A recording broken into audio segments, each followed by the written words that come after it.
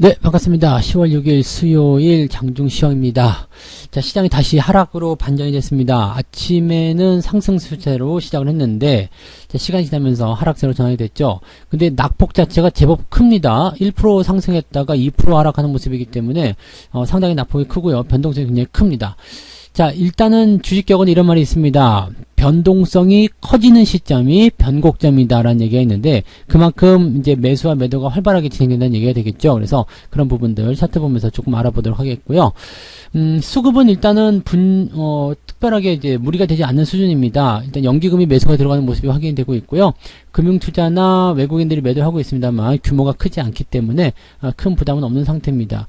자, 그런데 불구하고 지수가 이 정도 빠진다. 사실 이해가 잘 안 되는 부분일 수도 있겠는데, 역시 대형주 쪽에 집중되는 모양새가 만들어지지 않았나라고 생각해 볼 수가 있겠습니다.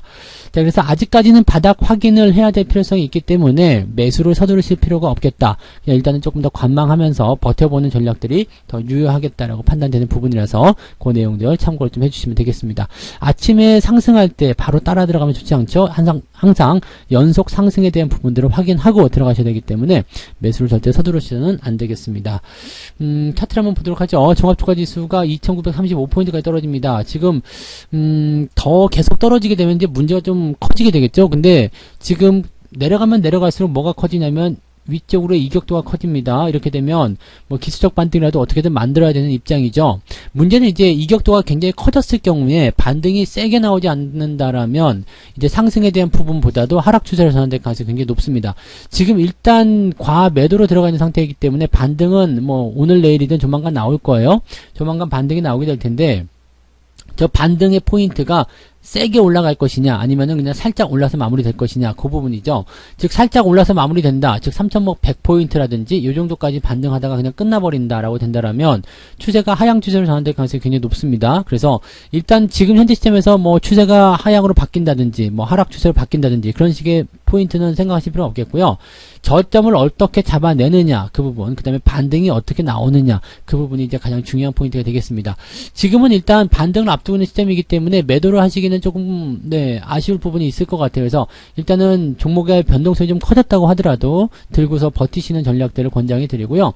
이제 버티는 것이 이제 가장 현재로서는 좋은 전략입니다. 그리고 오후 시점에서라도 올려주게 된다라면 뭐 충격이 조금 줄어들 수 있을 것 같긴 합니다만, 현재 상황을 봐서는 지수 포인트가 워낙 많이 떨어지고 있는 상황이라서 오후에 반등이 나온다고 하더라도 뭐 그렇게 눈에 띌 만큼의 강력한 상승은 나오기가 좀 어렵지 않을까요 생각됩니다. 그래서 그런 내용들 같이 좀 보도록 합니다.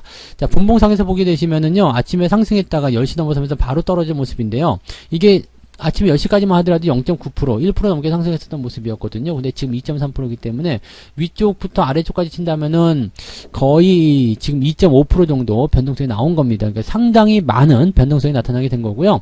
종합주가지수 같은 경우는 마찬가지죠. 지금 이게 1% 상승했다가 지금 1% 하락하는 모습이기 때문에 2% 넘는 변동성이 나타나게 된 겁니다. 그러니까 이런 변동성이라면은 그냥 작정하고 던지는 것밖에 안 돼요. 좀 주가가 올라가니까 갖다 집어 던지거나 그런 형태로 움직였을 것이다 라고 보시면 되겠습니다. 투매는 어제까지 해서 좀 끝나지 않았을까 생각했는데, 어제 아래쪽 꼬리를 달았기 때문에 괜찮을 것이다 생각했는데, 오늘 반등에서도 또 올라가는 포인트에서 던지는 모습 보니까 이거는 투매라기보다도 이제는 좀 다르게 봐야 되겠죠. 투매가 아니라 일단 집어 던지는 형태, 즉 주가가 올라올 때 팔아야 되겠다라는 생각으로 집어 던지는 그런 형태의 모습이 아니었을까 생각합니다. 대부분 개인 물량일 테고 시총 상위권 종목이었을 거라 생각을 해볼 수가 있겠네요. 네. 자, 수급 볼게요. 수급 상황에서는 큰 문제 없어요. 지금 이런 정도. 지금 외국인들이 740억 팔았고요. 코스닥에서 590억 팔았는데, 이거 팔았다고 해가지고 시장이 이 정도까지 빠지는 것은 비정상적입니다. 그렇다라는 것은 일단은 종목들 입장에서 본다라면 이제 시총 상위에 집중되는 그런 형태의 모습이 좀 있었을 것이다라고 보시면 될 것 같고요. 지수를 떨어뜨릴 만한 그런 어떤 요소들이 분명히 있었을 겁니다. 그리고 뭐 기관이나 외국인들의 물량이 아니더라도 개인들 물량이 떨어지게 되면서 분위기가 안 좋아지는 형태로 갔을 수도 있겠다라고 생각하셔야 되겠죠. 그러니까 그런 정도 포인트로 보셔야 되겠습니다. 지금 시총 상위권 종목군들 한번 같이 보도록 합니다. 시총 상위권 종목을 보게 되시면 삼성전자 그리고 하이닉스 계속 떨어지는 모습이에요.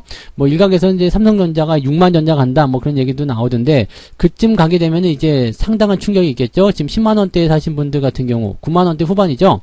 삼성전자 고점이 이제 9만 원대 후반이기 때문에 9만 원대 후반에 사신 분들은 지금 한 40% 정도 까이는 모습이 나타날 수 있거든요. 그 정도 되면은 사실 견디기가 굉장히 어렵겠죠. 그 다음에 하이닉스 역시 마찬가지고요. 요것도 지금 보면 15만 원대에 들어갔었는데 지금 30% 정도 까인 상태죠. 만약에 더 빠져서 9만 원 정도까지 가게 된다면 마이너스 40% 정도 나오기 때문에 대형주로서 이 정도 대응하시기는 참아내기가 상당히 어려우실 거라 생각합니다.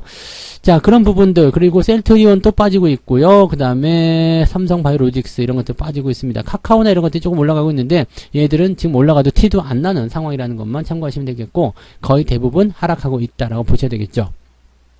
두 번째 포인트도 마찬가지입니다. 지금 하락세가 계속 진행되고 있고요. 바이오 종목도 역시 하락이 진행되고 있는 모습이라서 바이오 종목군들에 대한 주의는 조금 하셔야 될 것 같습니다. 일단 뭐 그 치료제가 나온 상황에서 분위기가 나빠지고 있는 포인트로 갈 수 있기 때문에 거기에 대한 부담감들을 좀 생각하셔야 될 것 같아요. 자, 코스닥도 한번 볼게요. 코스닥 역시도 마찬가지겠죠. 지금 시총 상위권은 다 내려가고 있고요. 에코프로비엠 같은 경우도 지금 주가가 하락세로 전환되고 있습니다. HLB 마찬가지 지금 49,000원대까지 떨어진 모습이고요. 그 다음에 LNF도 지금 주가 하락세로 전환되는 모습. CJ는 뭐 계속 떨어지고 있는 모습이고 계속 빠질 거예요. 이거는 네, 그런 형태로 가고 있기 때문에 부담스럽다 보셔야 되겠습니다. 뭐 CJ ENM 같은 경우는 아니면은 오늘 뭐 썬데이 토즈 같은 경우가 좀 올라오는 모습 좀 있었는데요. 뭐 이런 종목들 조금 제외하고는 오늘은 거의 뭐 전멸인 상태가 아닐까 생각합니다. 그리고 보험주들 금리 인상에 대한 수혜가 있기 때문에 지금 현대해상 같은 경우가 또 신고가 나오는 모습인데 그 외에는 지금 다 떨어져 있죠. 뭐 우리 월급 종목 같은 경우도 지금 보시면은 뭐 많이 빠지진 않았다 하더라도 주가가 계속 하락세를 보이고 있는 상황이라서 현재 시점에서 봤을 때는 네, 아유 뭐 이런 게 다 있어 라는 생각이 좀 들 정도로 주가의 움직임들이 좋지 않습니다. 이 모양새들은요 일단은 시장이 하락을 하고 있기 때문이다 라고 보시는 게 맞아요. 네, 시장이 이만큼 빠졌기 때문에 종목이 이만큼 떨어지는 건 어떻게 보면 당연한 거예요. 시장이 이렇게 떨어졌는데 종목이 계속 올라간다. 사실 그러면 좋겠지만 그런 경우는 거의 없거든요. 그래서 주가에 역행하는 그런 포지션들은 거의 없고요. 그냥 일반적인 투자라면 뭐 정상적인 투자라면 주가가 이만큼 떨어졌다라면 종목도 같이 떨어지는 게 일반적인 부분이겠죠. 지금 포지션 본다라면은 지금 코스피 같은 경우가 거의 13% 정도 빠진 거잖아요. 그 다음에 코스닥 같은 경우는 조금 더 많이 빠졌겠죠. 네. 한 14에서 15% 정도 주가가 하락한 모습인데 자 이렇게 10%가 넘게 지수가 하락한 모습이 나타났기 때문에 지난 7월달 대비해서 고점 대비해서 주가의 변동폭이 커졌다. 그러면 10% 정도대라면은 종목들 같은 경우는 한 25% 정도씩 주가가 7월달 대비해서 떨어졌을 것이다 보시면 되겠고 계좌 상황은 일단 포트폴리오 어떻게 구성했느냐에 따라 다르겠지만 포트폴리오 내용에 이 계좌 상황을 접목해서 본다라면 적어도 이제 시장이 10% 정도 빠졌기 때문에 뭐 잘하신 분들 같은 경우는 7월달 대비해서 마이너스 7에서 한 10% 정도, 그 다음에 조금 이제 일반적인 분들 같은 경우는 계좌가 마이너스 15% 정도 떨어졌지 않았을까 생각이 됩니다. 그 정도는 일반적인 부분이에요. 근데 뭐 계좌가 마이너스 30% 까였다 이렇게 된다면 그거는 조금 문제가 있어요. 왜냐면 시장 대비해서 그 정도까지 떨어지는 것은 종목에 대한 포인트거든요. 종목은 그렇게 떨어질 수 있어요. 그렇지만 계좌는 그렇게 떨어지면 안 되거든요. 그러니까 뭐 계좌 손실률이 마이너스 10% 넘어가고 있다 뭐 해가지고 크게 문제 삼을 필요는 없습니다. 시장이 그만큼 떨어졌기 때문에 그 정도 떨어질 수 있는 거구나 라고 생각하시면 되겠고요. 반대로 여기서 반등이 나오기 시작한다면 계좌는 그만큼 또 빠르게 회복이 될 테니까 거기에 대한 부분들을 생각하실 수가 있겠죠. 그래서 아직까지는 뭐 크게 걱정하실 필요는 없습니다. 뭐 주가가 계속 떨어지고 있어서 걱정스럽죠. 뭐 그렇지만 크게 걱정할 수 필요 없다. 뭐 계속 들고 가라. 이렇게 얘기하는 것도 상당히 어떻게 보면은 괴로운 부분일 수도 있을 거예요. 그렇지만 현재로서는 일단 주가가 다 떨어져 내려온 상황이기 때문에 여기에서 뭐 매도를 진행한다거나 그렇게 하실 필요 없어요. 이제 반등을 기다려가지고 대응 전략을 짜시는 게 가장 중요한 포인트겠죠. 자, 매매 동향 한번 봅니다. 기관들 같은 경우 롯데케미칼 오늘 매수가 좀 있고요. 그 다음에 호텔신라 좀 매수가 좀 있습니다. 그리고 하나솔루션 중국의 전력난 때문에 지금 하나솔루션 움직임이 있죠. 그 다음에 뭐 이런 부분들이 있고요. 매도는 지금 삼성전자, 하이닉스, LG와 이제 시총 상위권 종목으로 쭉 갖다 파는 모습이 만들어지고 있으니까 이 부분 참고하실 필요가 있겠고요. 자, 외국인들 같은 경우도 한번 보시면은요. 지금 SK바이오사이언스 순매수가 들어가고 있지만 요거는 뭐 큰 의미는 없는 것 같아요. 뭐 어떻게 보면은 공매도에 대한 어떤 그런 그 환매 이런 쪽으로 생각할 수도 있기 때문에 이거는 지금 그렇게 생각할 필요는 없을 것 같고요. LG화학이나 셀트리온 뭐 이런 걸 매수하고 있는데 다 마찬가지일 것 같아요. 일단 외국인들 매수가 들어오는 부분들은 공매도 환매에 대한 부분도 우리가 고민을 해야 되기 때문에 외국인 매수가 들어와서 뭐 잡혀있다. 근데 그것이 그동안 주가 많이 떨어진 상태다. 그러면 공매도가 들어가는 상황인지 아닌지 확인하시고 공매도에 대한 부분들이 환매가 일어났다면 그 부분이 바닥을 위한 매수를 위한 매수는 아니었을 수도 있다고 생각하셔야 되겠죠. 다만 공매도 환매가 들어가기 시작하면 공매도가 이제 끝나는 상황으로 들어가기 때문에 그 이후에 주가가 이제 저점 지지를 잡고 반등 나갈 확률은 높습니다. 그래서 그런 정도까지는 생각하실 필요가 있겠고요. 매도는 전기전자 쪽에 매도가 계속 나타나네요. LG전자, 삼성전자, 뭐 우선주, 카카오뱅크, 크래프톤도 떨어지고 있고요. 한국가스공사도 오늘은 매도 포인트가 나타났는데 아직까지는 괜찮지만 추가적인 하락이 또 나타나게 된다면 매도 포인트 가져가셔야 되겠죠. 네, 그런 모습들.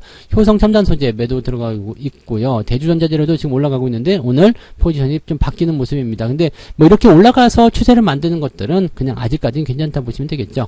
대한항공도 오늘은 좀 큰 폭으로 하락하는 모습이고요. 오늘은 여행주들도 어제 많이 올랐는데 좀 떨어지는 모습이에요. 그래서 어떻게 보면은 좀 들었다 놨다 하는 모습이 계속 나타나고 있어요. 조금 올라가면 자꾸 팔아먹고 그런 형태의 모습 나타나고 있는데 뭐 외국인들이 물량을 많이 해가지고 떨어뜨린다라는 부분보다도 그냥 개인들 입장에서는 단기 매매에 좀 치중하는 모습이 아닌가라고 생각이 좀 들거든요. 근데 그런 부분들을 치중하시면 안 돼요. 물량을 어느 정도 시점에서 덜어내는 부분들은 뭐 나올 수 있겠습니다만 주가가 어느 정도까지는 상승한 이후에 덜어내는 것이 훨씬 유리합니다. 다 떨어진 상태에서 찔끔 올랐다고 덜어내는 것은 결코 좋은 전략이 아니기 때문에요. 지금은 조금 힘드시더라도 가만히 들고 계시는 게 가장 유리한 전략이라는 것을 말씀드립니다.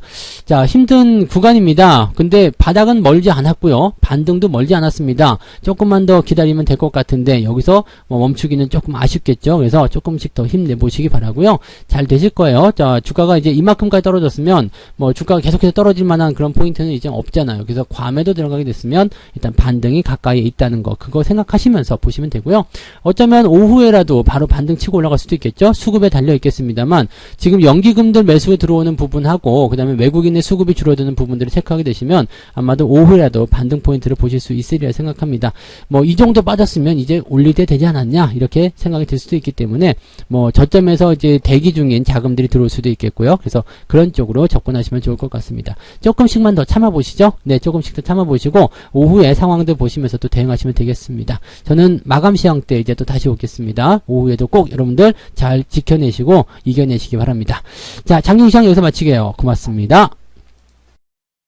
본 방송에서 제공되는 모든 정보는 투자 판단의 참고 자료이며 투자의 최종 책임은 본 방송을 이용하는 본인에게 있습니다.